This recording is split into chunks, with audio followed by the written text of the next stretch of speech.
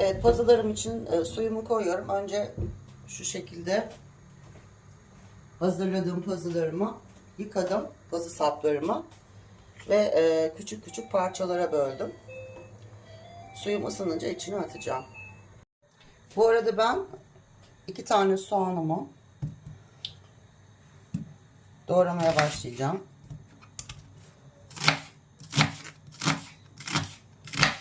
Bu pazının için doğradığımız soğanlar küçük, çok küçük olmayacak.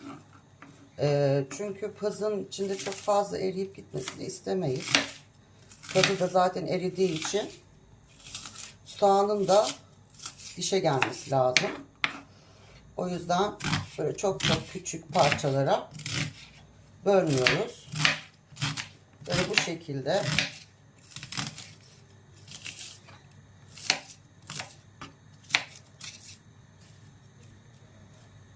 doğruyoruz. Bu arada pazılarımı yeniden anlatmak istiyorum. Pazılarım şöyle. Burada 4 bağ pazı var. 4 bağ pazıyı güzelce yıkadım hepsini önce bütün olarak. Sonra yapraklarını ayırdım çünkü daha sonra onları haşlayarak pazı sarması yapacağım. Saplarıyla yapraklarını ayırdım. Kestim saplarını. Yıkadığım sapları. Sonra böyle bu şekilde küçük küçük doğradım. Şimdi suyu ısınıyor. Birazdan iyice haşlayacağım. Çünkü eğer pazı saplarını haşlamazsak kavurmasını yapamayız. Çünkü çok serttir pazı sapları. Hani bu şekilde haşlanırsa pişmez. Olmaz. Ne yapıyoruz? Önce haşlıyoruz pazı saplarını güzelce yumuşayana kadar. Sonra suyunu biraz hafif sıkıp soğanlar öldükten sonra içine katıyoruz. O şekilde suyunu verip yeniden çekene kadar pişireceğiz. Evet, şimdi göreceksiniz suyum kaynadı. Şimdi pazı saplarımı içine bu şekilde atıyorum. Kaynayan suya 4 adet pazının sapını, doğranmış sapını atıyorum.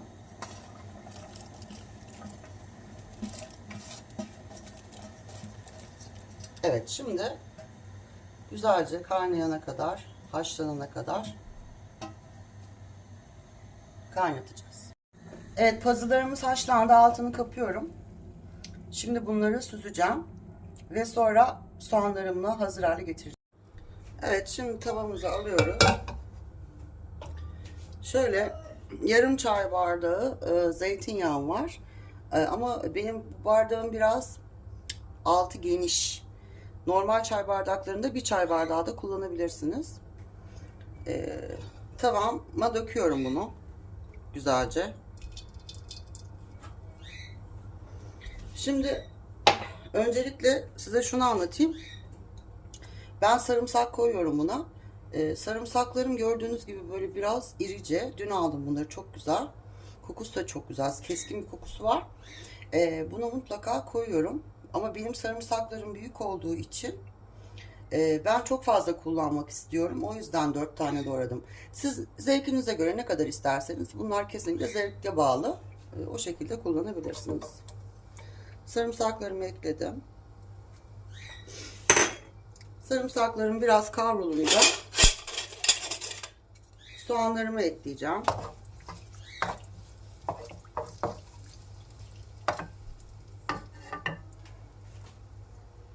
Evet, sarımsaklarım öldü. Şimdi iri iri doğradığım soğanlarımı ekliyorum. Çünkü ne demiştim? Pazıda soğanları biraz yani büyükçe doğrayalım ki dişe gelsin. Çünkü pazılar ölüyor zaten demiştik.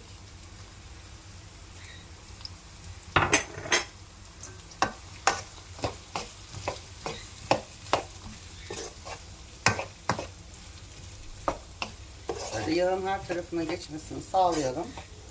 Zeytinyağdan yana kullanırsanız seçiminizi pazı kavurmanız daha lezzetli olacaktır. Bunu da unutmayın lütfen. Sarımsak, soğan, hani böyle bir zeytinyağlı içi hazırlar gibi öyle bir tat verir. Daha da güzel olur o zeytinyağının tadı bu yemekte. Şimdi soğanlarımız da ölsün.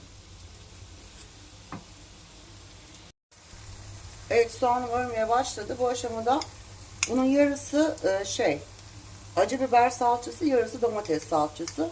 Birer tatlı kaşığı koydum. Arzuya göre siz yani çoğaltıp azaltabilirsiniz.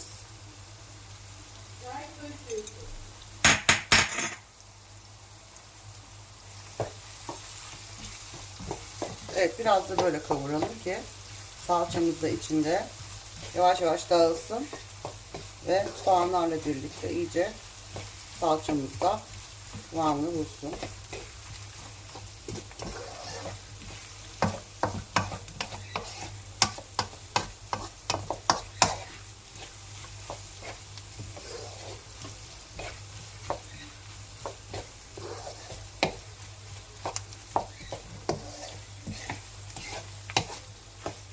İsteyen bunu pazıları kattıktan sonra yumurta kırarak da yapıyor. Ama ben o şekilde tercih etmeyeceğim bugün. Öyle de tercih ettiğim zamanlar oluyor tabii. Ama bugün yumurtalı versiyonu yapmayı düşünmüyorum. Bugün sadece pazılarla bu şekilde soğanları yapıp üzerine sarımsaklı yoğurt ve sosunu ekleyeceğim. Tereyağlı sos yapacağım. Ya da zeytinyağlı yaparım büyük ihtimalle. Tereyağı kullanmak istemiyorum. Zeytinyağlı sos yaparım.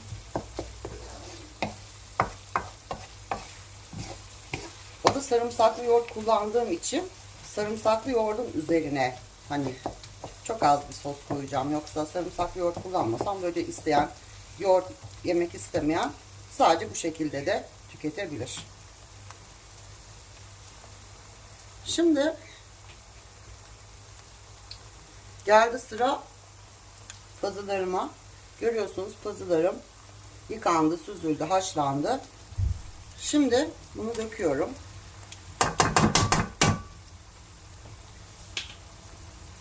Şöyle.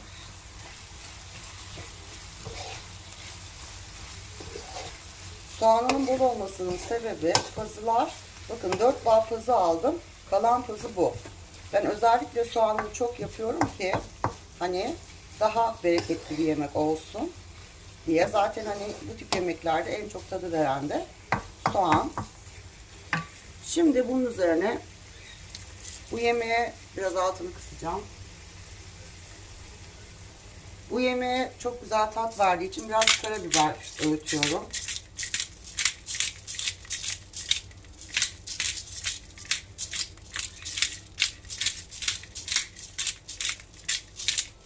Evet, yeterli.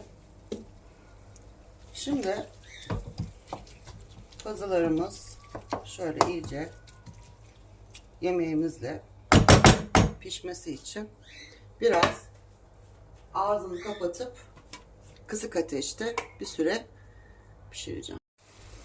Bir çay kaşığı tuzunu ekliyorum.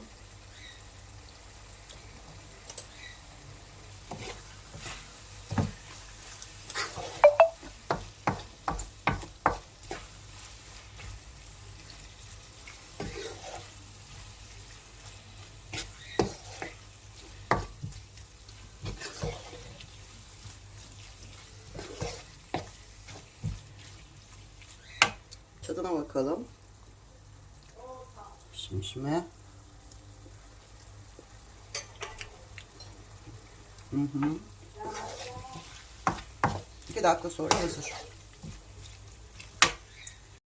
Evet, yemeğim pişti. Şimdi servis tabağına alıyorum. Şöyle. Özellikle sebze yemeği seven eşiniz, çocuklarınız, akrabalarınız varsa hem çok pratik bir yemek hem de çok ekonomik bir yemek ve çok da sağlıklı bir yemek. Kesinlikle bunu öneriyorum size. Evet. Evet, geniş bir kaseye yoğurdumu alıyorum. Şöyle. Üstüne ekleyeceğim kadar. Daha önceden hazırladığım sarımsaklarımı ekliyorum. Rendelenmiş sarımsak. Biraz tuz ekliyorum. Ve çırpıyorum.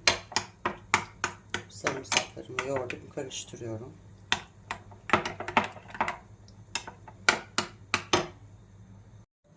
Evet, şimdi yemeğime sarımsağını şöyle ekleyelim. Bol sarımsaklı yoğurt severiz. Şöyle.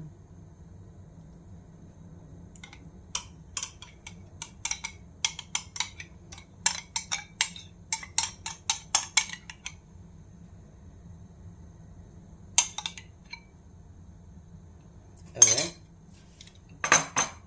Şimdi de sosunu ekleyeceğiz. Sosumu yemeğin yağından aldım, bilginize. Bu işin de püf noktası bu. Pişirdiğim yağdan aldım. Hatta yağını süzdüm o şekilde. Yemeği yağsız bırakıp üzerine bu şekilde o yağla süslüyorum. Hem ekstra yağ kullanmamış oluyorum. Hem de yemeğin aroması olan kendine ait yağını kullanıyorum. Evet. Şöyle hepsini döküyorum. Mükemmel oldu. Şöyle. Şuraya bir koyalım. Şöyle gösterelim. Afiyet olsun.